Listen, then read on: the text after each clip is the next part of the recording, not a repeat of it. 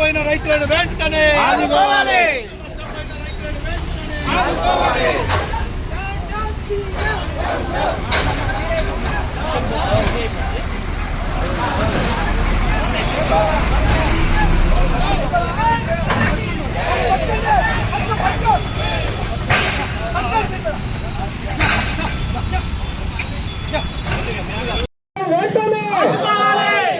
పరిశీల ధాన్యాన్ని వెంటనే పరిశీల పత్తిని వెంటనే పరిశీల పత్తిని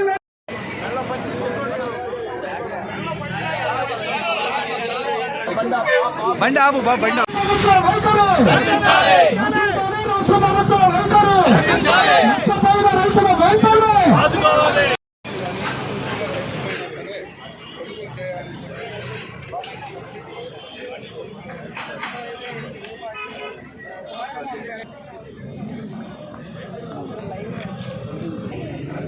రోజుల ముందు ఈ ప్రభుత్వాన్ని హెచ్చరిక చేసినప్పటికీ కూడా ఈ ప్రభుత్వం జన్మకి నీరెత్తినట్టుగా ప్రవర్తించి రైతుల్ని దగా చేసింది.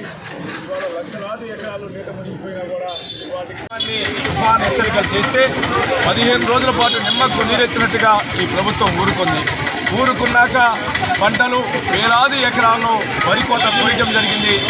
లక్షలాది టన్నుల వడ్లు రోడ్ల మీద ఉండడం జరిగింది. ఈ లక్షల ఎకరాల పంట మునిగిపోతే నిమ్మకు నీరెత్తినట్టుగా ప్రభుత్వం ఇవాటి వరకు కూడా నిర్లక్ష్యంగా ఉంది. పండిన పంటని మేము డిమాండ్ చేస్తున్నాం. ఏ గింజ అయితే పండి రోడ్డు మీదకి వచ్చిందో ఆ గింజని కొనాలని చెప్పని డిమాండ్ చేస్తున్నాం. తడిసిన ధాన్యాన్ని కొనాలి, రంగు మార్చిన ధాన్యాన్ని కొనాలి. దీన్ని తేమ శాతం చూడకూడదని చెప్తున్నాను. 17% తేమ శాతం ఉంటేనే మేము కొంటామని మొన్నటిదాకా చెప్పారు. ఈ రాష్ట్ర ముఖ్యమంత్రి ఒక 5%, 7% పెంచి 22-23% అని చెప్పన్నారు. కానీ మిల్లరు కేవలము 20%కే పరిమితం చేశాడు. కానీ ఆర్బీకే సెంటర్లో దీన్ని మిల్లు శాతం తేమ శాతం చూసేటప్పుడు 17% ఉంది, 20% ఉంది సర్టిఫై చేస్తే రైస్ మిల్లు దగ్గరికి వెళ్ళేటప్పటికి ఇది 22 ఉంది, 25 ఉందని చెప్తున్నారు. చెబుతూ దీనికి మిల్లర్తో బ్రోకరేజ్ చేస్తుంది ఈ ప్రభుత్వం. మిల్లర్ ఏం చేస్తున్నాడంటే ఈ 20% ఉంది, 22% ఉంది, ఈ పంటని తీసుకెళ్లిన రైతు ఏదైతే లారీల్లో తీసుకొని వెళ్తున్నాడో తీసుకెళ్లిన పంటని వెనక్కి తీసుకెళ్లి ఆరబెట్టుకొని మళ్ళీ తీసుకురమ్మని అడుగుతున్నాడు. ఈ ఆరబెట్టుకొని తీసుకొచ్చి వెనక్కి తీసుకొచ్చి మళ్ళీ తీసుకెళ్లలేక ఈ దీనికి అయ్యే ట్రాన్స్పోర్టేషన్ ఖర్చు భరించలేకపోవడం వల్ల ఈ పంటకి బ్రోకర్ తయారయ్యి లారీకి 1000 రూపాయల దగ్గర నుంచి 10,000, 40,000, 50,000 రూపాయలు అడుగుతున్నాడు. ఈ 40,000, 50,000 రూపాయలు పంటను తీసుకోలేక రైతు అనాథరైతులుగా పంటకి 10 రోజులకో 20 రోజులకో నెలకి పంట వేసిన డబ్బులు వస్తే ఈ మిల్లర్ మట్టికి అప్పటికప్పుడు అనాథరైతులుగా డబ్బులు 40,000, 50,000 ఒక లారీకి తీసుకొని పంట దింపుకునే పరిస్థితి ఉంది. వాళ్ళ గోని సంచి మోసం చేస్తున్నాడు. గోని సంచి చినిగిపోయిన సంచినిచ్చాడు. సంచి ఇచ్చాక కాటా లేదు. వాడి దగ్గర చూసే మిషన్లో తప్పు ఉంది. ఇక్కడ ఒక మిషను ఆర్బీకే సెంటర్లో ఒక మిషన్ ఉంటే రైస్ మిల్లర్ దగ్గర ఒక మిషన్ ఉంది. ఈ రెండు ప్రభుత్వం నడిపేటప్పుడు 2 మిషన్లు ఎందుకని అడుగుతున్నా నేను. తేమ శాతం ఒక్క చోట చూసి సర్టిఫై చేస్తే దీన్ని మోసం చేస్తున్నారని చెప్పనే విషయం అర్థం చేసుకోవాలంట. ఈ రాష్ట్ర ప్రభుత్వం భారతీయ జనతా పార్టీ కిసాన్ మోర్చా డిమాండ్ చేస్తుంది. పండిన ప్రతి గింజని తేమ శాతం చూడకుండా కొనాలని కోరుతున్నాము. పంట ఎక్కడైతే నష్టపోయిందో ఆ నష్టానికి పరిహారం చెల్లించాలని చెప్పని, ఇన్సూరెన్స్ సౌకర్యం కల్పించాలని చెప్పని కేంద్ర ప్రభుత్వం మాత్రమే బృందం వచ్చింది. ఈ రాష్ట్ర ప్రభుత్వం ఇవాళ వరకు కూడా ఆ రకమైన బృందాన్ని చర్యలు తీసుకునే పరిస్థితి లేదు. ఇవాళ పంట జరిగిన నష్టాన్ని అంచనా ఇవాళకి వేయలేదు. ఈ ప్రభుత్వం అంచనా వేయటం కాదు, ఈ ప్రభుత్వం ఎమ్మటే రాష్ట్ర ప్రభుత్వం నిర్లక్ష్య వైఖరిని వ్యతిరేకంగా రైతులకి అండగా భారతీయ జనతా కిసాన్ మోర్చా ఉంటుందని చెప్పని ఈ రకంగా మీ ముఖంగా నేను తెలియజేస్తాను. వెనక్కి వెళ్ళిపోతున్న పరిస్థితి మనం చూస్తూ ఉన్నాం. ఈరోజు రైతులు రోడ్డును పట్టాడు.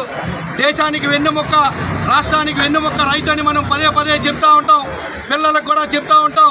ఈరోజు రైతుకి నోటికాడ కూడిపోయి పెట్టిన పెట్టుబడి నష్టపోయి రోడ్డును పడుతున్న పరిస్థితి ఉంటే రాష్ట్ర ప్రభుత్వం ఆదుకోవాల్సినటువంటి రాష్ట్ర ప్రభుత్వం రోజుకొక ఈ యొక్క మంత్రి కావచ్చు, దానికి సంబంధించినటువంటి నాయకత్వం కావచ్చు, రోజుకొక కుంటి సాకులు చెప్తూ ఒకరోజు తడిసిన ధాన్యం తీసుకుంటామని, ఒకరోజు తడిసిన ధాన్యం తీసుకోమని, ఒకరోజు కలర్ మారిన ధాన్యాన్ని తీసుకుంటామని, ఇలా రకరకాలుగా రైతుల్ని హింసించి పక్కదారి పట్టే విధంగా, మభ్యపెట్టే విధంగా, వాళ్ళు చిరాకి వేసారే విధంగా రోజుకొక స్టేట్మెంట్ ఇస్తున్న పరిస్థితి మనం చూస్తూ ఉన్నాం. మొన్న ఒక స్టేట్మెంట్ ఇచ్చారు ముఖ్యమంత్రి గారు, నిన్న ఒక స్టేట్మెంట్ ఇచ్చారు తడిసినా తీసుకోండి అని.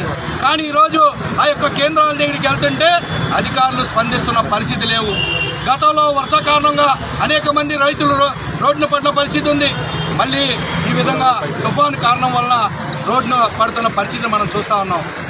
కేంద్ర ప్రభుత్వం ప్రధానమంత్రి నరేంద్ర మోడీ గారు ఫసల్ బీమా యోజన ద్వారా రైతులను అన్ని రకాలుగా పంట నష్టపోయిన రైతులను ఆదుకోవాలని బీమా సౌకర్యం తీస్తే ఈ యొక్క రాష్ట్ర ప్రభుత్వం దానికి చెల్లించాల్సిన చెల్లింపులు కూడా చెల్లించే కారణంగా ఈరోజు రైతులకి ఈ యొక్క అన్యాయం జరుగుతుందని చెప్పి భారతీయ జనతా పార్టీ తెలియజేస్తూ ఉంది. ఎప్పటికైనా రాష్ట్ర ప్రభుత్వం దిగి రావాలి. ఈ యొక్క అధికారులు కూడా ఈ యొక్క ఎక్కడైతే నష్టపోయిందో పంటలని వాల్యూ కట్టాల్సిన బాధ్యత అధికారులపై ఉంది. వెంటనే రాష్ట్ర ప్రభుత్వం నష్టపోయిన రైతులకు చెల్లించకపోయిన సీఎం ఇల్లు ముట్టడి చేయడానికి కూడా భారతీయ జనతా పార్టీ వెనకాడే ప్రసక్తి లేదని చెప్పి కూడా భారతీయ జనతా పార్టీ యొక్క రాష్ట్ర ప్రభుత్వాన్ని హెచ్చరికలు జారీ చేస్తూ ఉంది. భారత్ మాతాకి